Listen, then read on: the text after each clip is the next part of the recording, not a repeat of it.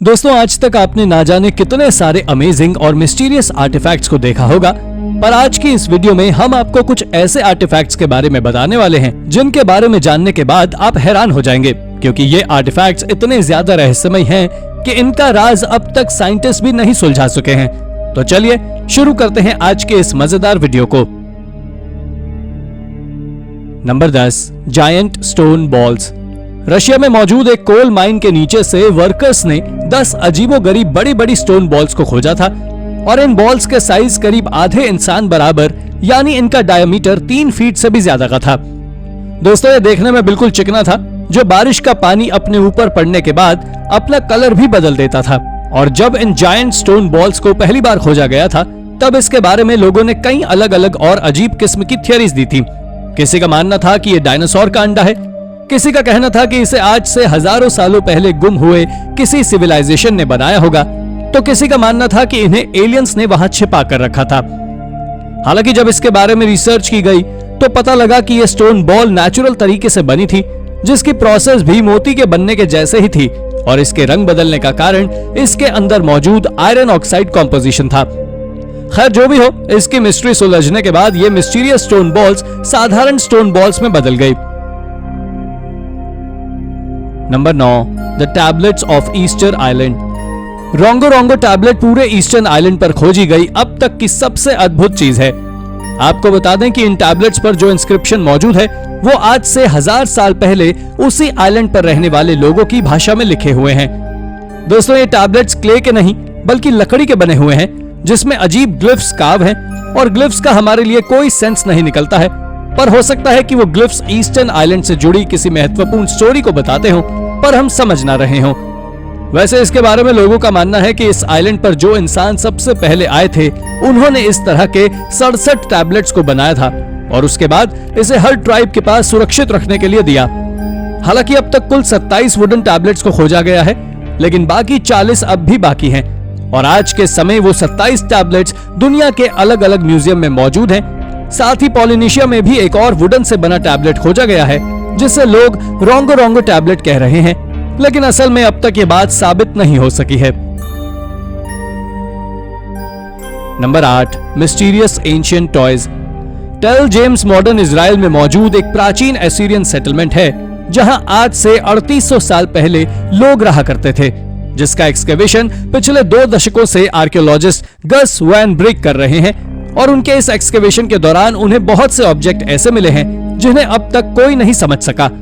दरअसल उन्होंने बाकी सभी एंशिएंट सेटलमेंट में खोजे गए ऑब्जेक्ट्स जैसे सेरामिक पॉट्स, स्कैरब एम्युलेट्स और एंशिएंट टॉयज को तो खोजा ही है, पर उन्होंने वहां से अब तक कुल 17 डिस्क को खोजा है, जिनमें से कुछ चौक से बनी हुई हैं तो कुछ स्टोन से, और उनके बीच में 2 होल्स भी मौजूद हैं। इस तरह के ऑब्जेक्ट्स को पहले भी जापान, इजिप्ट और अमेरिका जैसी जगहों में खोजा जा चुका है, जिनके बारे में कुछ पता नहीं है। हालांकि इस बारे में अगर गस वैन ब्रिक की माने तो उनका कहना है कि ये भी बच्चों के खेलने के ही प्राचीन खिलौने थे, जिसे घुमाने पर ये अजीब तरह के साउंड को प्रोड्यूस करते थे। Number 7, Yazd Atash Bahram and the internal flame. दोस्तों, याज्द अटाश बहराम पूरी दुनिया की सबसे रहस्यमय टेंपल्स में से एक है, और ये आज के समय ईरान के याज्द में मौजूद है, जहां एक जादुई फ्लास्क पिछले 1500 सालों से ऑलरेडी मौजूद है। आपको जान लेना चाहिए कि यह टेंपल ना ही क्रिश्चियन धर्म के लोगों का है, ना ही इसे इस्लाम धर्म के लोगों ने बनाया है, और ना ही इसका ज्यूइश के साथ कुछ लेना देना है, बल्कि ये ज़ोरोएस्ट्रियन फायर टेंपल है। ये ज़ोरोएस्ट्रियन के द्वारा बनाया गया इंडिया के बाहर इकलौता टेंपल है, पर अब जो मैं आपको बताने वाला हूं उसे जानने के बाद आप हैरान हो जाएंगे।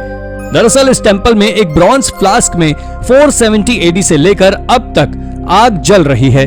इसके साथ ही 470 एडी से लेकर पिछली कुछ सदियों तक इस जगह लगातार रूलर्स चेंज हुए हैं, पर ज़ोरोएस्ट्रियंस ने अपने इस टेंपल की सुरक्षा में कोई कमी नहीं छोड़ी, जिस कारण से ये आज भी सुरक्षित है, और इसके अंदर जलती हुई इटर्नल फायर भी। Number 6, the Tuscan artefacts. ये बात 1924 की है, जब चार्ल्स मैनियर नाम के एक आदमी ने 31 लेड ऑब्जेक्ट्स को खोजा था, जिसने बताया था कि उसने इन रॉक्स को एरिज़ोना में खोजा था। उन खोजे हुए लेड ऑब्जेक्ट्स के बारे में लोगों का ऐसा मानना था कि ये एंशिएंट मेडिटेरेनियन सिविलाइजेशन के रेलिक्स हैं, क्योंकि उन लेड ऑब्जेक्ट आर्टिफैक्ट्स में से कुछ क्रॉस साइन की तरह थे कुछ स्वॉर्ड की तरह दिख रहे थे और किसी किसी पर तो लैटिन इंस्क्रिप्शन और डायनासोर्स की कार्विंग्स भी थी। लेकिन जब उस जगह की जांच हुई तो पता लगा कि उस जगह कभी कोई सिविलाइजेशन रहता ही नहीं था। जिसके बाद हार्वर्ड यूनिवर्सिटी के जॉर्ज वैलियंट नाम के एक स्कॉलर ने बताया कि ये आर्टिफैक्ट्स नकली हैं, जिसे कुछ समय पहले ही बनाया गया है, मगर इसके बावजूद भी ये आर्टिफैक्ट्स आज म्यूजियम में रखे हुए हैं। Number 5, the Glozel artifacts. ये खोज 1924 में फ्रांस के ग्लोजल में की गई थी, जहां से एक कैवन को खोजा गया था जो पूरी तरह आर्टिफैक्ट से भरी हुई थी, और वो आर्टिफैक्ट्स 100 एडी और 400 एडी के समय के थे। वैसे साल 1924 आर्कियोलॉजिस्ट के लिए एक इंपॉर्टेंट ईयर था, क्योंकि उस साल टस्कन आर्टिफैक्ट्स और ग्लोजल आर्टिफैक्ट्स के साथ साथ कई और आर्कियोलॉजिकल डिस्कवरीज भी हुई थी।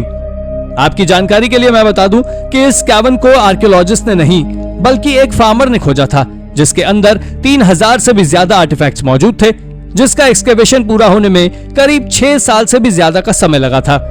दोस्तों, उन 3000 आर्टिफैक्ट्स में सेरामिक वेसल्स, ह्यूमन बोन्स और टाइल्स लगे हुए फ्लोर भी थे, और इन सभी को धीरे धीरे कर म्यूजियम तक ले जाया गया। Number 4, the cursed sapphire.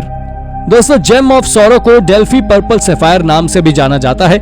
ये एक रहस्यमय आर्टिफैक्ट है, क्योंकि ऐसा कहा जाता है कि यह सैफायर भारी मिसफॉर्च्यून से भरा हुआ है। आपको बता दें कि इसके बारे में ऐसा कहा जाता है कि साल 1857 में इसे भारत के कानपुर से एक ब्रिटिश सोल्जर के द्वारा चुरा लिया गया था, और इसे चुराने के बाद वो इसे इंग्लैंड ले गया, जिसके बाद उसे भारी मुसीबतों का सामना करना पड़ा था। दरअसल सबसे पहले उसकी फाइनेंशियल कंडीशन गिर गई, और उसके बाद उसके पूरे परिवार को अजीबोगरीब बीमारी हो गई, यानी कि उसकी जिंदगी पूरी तरह तबाह हो गई। खैर, इसके बाद 1902 में वो उस स्टोन को अपने एक दोस्त को दे देता है, जिसके बाद उसके परिवार में सब कुछ ठीक होने लगता है। लेकिन इसे वो जिस फ्रेंड को देता है तो उसका नसीब जरूर बदल जाता है, और उसे भी कई मुसीबतों का सामना करना पड़ता है। दोस्तों, यही वजह है कि आज के समय लंदन के नेचुरल हिस्ट्री म्यूजियम के वॉल्ट कलेक्शन में इसे रखा गया है।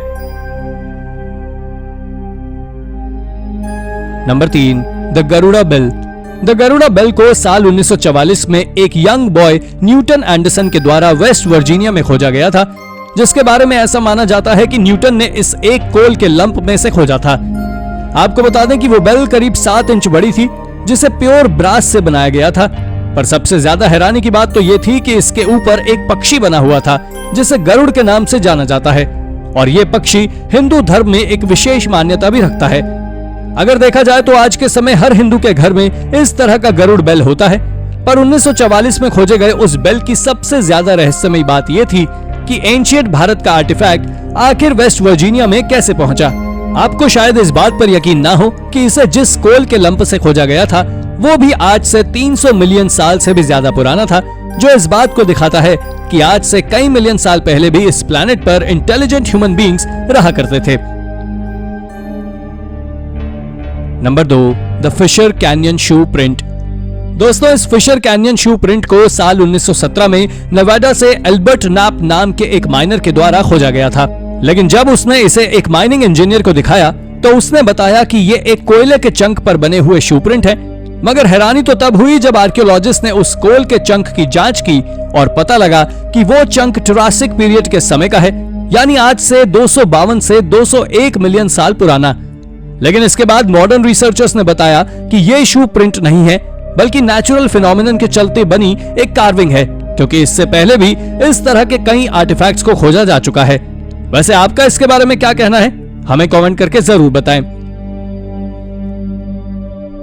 Number 1, creating of forgery. दोस्तों, ये बात बिल्कुल सच है कि 20th सेंचुरी में लोग ना जाने कितने सारे नकली आर्टिफैक्ट्स बनाकर उन्हें असली बता देते थे, पर आज के समय यानी 21वीं सदी में इन सभी चीजों को बनाकर असली बताना किसी अपराध से कम नहीं है। आपकी जानकारी के लिए मैं बता दूं कि हाल ही में एक आर्कियोलॉजिस्ट एलिसियो हिल ने एक रोमन आर्टिफैक्ट के छोटे खजाने को खोजे जाने का दावा किया था, जिसमें जीसस का क्रूसिफिक्शन, क्वीन नेफर्टिटी का नाम और बेस्क लैंग्वेज के सबसे पुराने एविडेंस शामिल थे। दरअसल शुरुआत में जब इसे खोजा गया था तो किसी को इस बात का कोई अंदाजा नहीं था कि ये आर्टिफैक्ट नकली हो सकते हैं, लेकिन जब मॉडर्न टेक्नोलॉजी के साथ इसकी रिसर्च की गई तो पता लगा कि उन आर्टिफैक्ट्स में कई सारे लूप्स हैं, यानी कि ये नकली आर्टिफैक्ट्स है। इतना ही नहीं, जब जांच हुई कि इस नकली आर्टिफैक्ट को किसने बनाया तो जो नाम निकलकर सामने आया वो कुछ और नहीं बल्कि एलिसियो हिल था, जिसके बाद उन्हें 5 साल की सजा भी हुई थी। तो दोस्तों, ये थी हमारी आज की वीडियो। अगर आपको वीडियो पसंद आई हो तो वीडियो को लाइक करें और हाँ, चैनल को सब्सक्राइब करना ना भूलें। धन्यवाद।